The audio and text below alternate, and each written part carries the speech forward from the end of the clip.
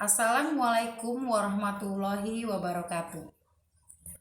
Anak soleh dan soleh ibu, apa kabar hari ini? Alhamdulillah, luar biasa, Allahu Akbar. Baik anak soleh dan soleha ibu, sebelum kita masuk ke materi, marilah kita bersama-sama berdoa dengan membaca doa sebelum belajar. Semoga kita dimudahkan oleh Allah dalam pelajaran ini dan mendapatkan ilmu yang bermanfaat. Berdoa dimulai. Selesai. Anak soleh dan soleha ibu, pada pertemuan hari ini kita akan belajar bersama dengan materi jujur disayang Allah. Anak soleh dan soleha ibu, kita akan belajar tentang orang jujur disayang Allah Subhanahu wa Ta'ala, yaitu adalah contoh dari Nabi Muhammad SAW diutus oleh Allah untuk menyempurnakan akhlak manusia. Oleh karenanya, beliau dijuluki atau dinamakan sebagai uswatun hasanah atau sebagai suri toladan bagi umat manusia. Setiap perbuatan Nabi Muhammad SAW adalah cermin akhlakul karimah atau akhlak yang mulia.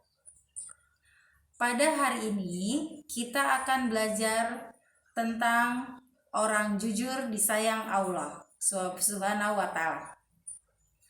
Baik anak soleh dan soleha ibu, orang yang jujur adalah orang yang lurus hati, berkata benar, tidak berbohong, dan tidak curang.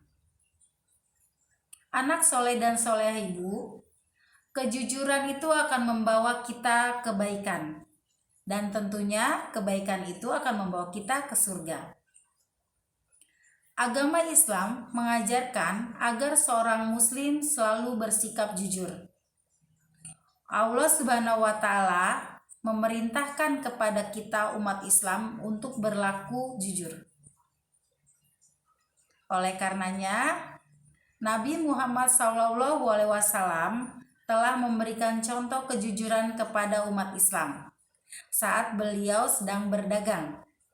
Ketika membawa barang dagangannya milik Khadijah, berapapun untungnya didapat selalu beliau serahkan kepada Siti Khadijah.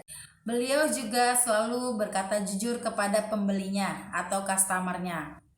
Jika barang itu jelek, beliau katakan jelek. Jika barang itu baik, beliau pun akan berkata baik. Sehingga tidak ada pembeli yang kecewa. Perilaku jujur itulah yang telah dicontohkan oleh Nabi Muhammad dan bisa kita laksanakan dalam kehidupan kita sehari-hari.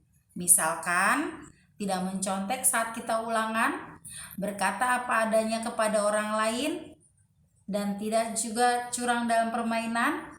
Selanjutnya adalah tidak menyalahgunakan jabatan dan tidak korupsi.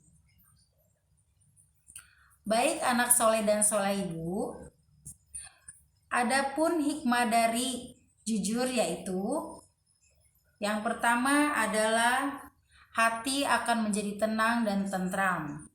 Karena kejujuran akan membuat kita menjadi tenang karena kita tidak takut akan diketahui kebohongan karena kita berkata benar. Yang selanjutnya adalah mendapat kemudahan dalam hidupnya. Selamat dari azab dan bahaya, memiliki banyak teman, dan tentunya dicintai oleh Allah Subhanahu wa Ta'ala dan Rasul-Nya dan orang lain.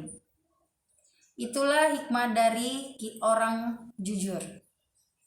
Nah, kemudian adalah membiasakan kita berperilaku jujur. Nah, yang pertama adalah kita selalu memberikan kata-kata atau contoh yang baik. Yang kedua adalah mendekatkan diri kita kepada Allah Subhanahu wa Ta'ala. Menanamkan keyakinan bahwa Allah selalu melihat dan mengawasi apa yang kita kerjakan.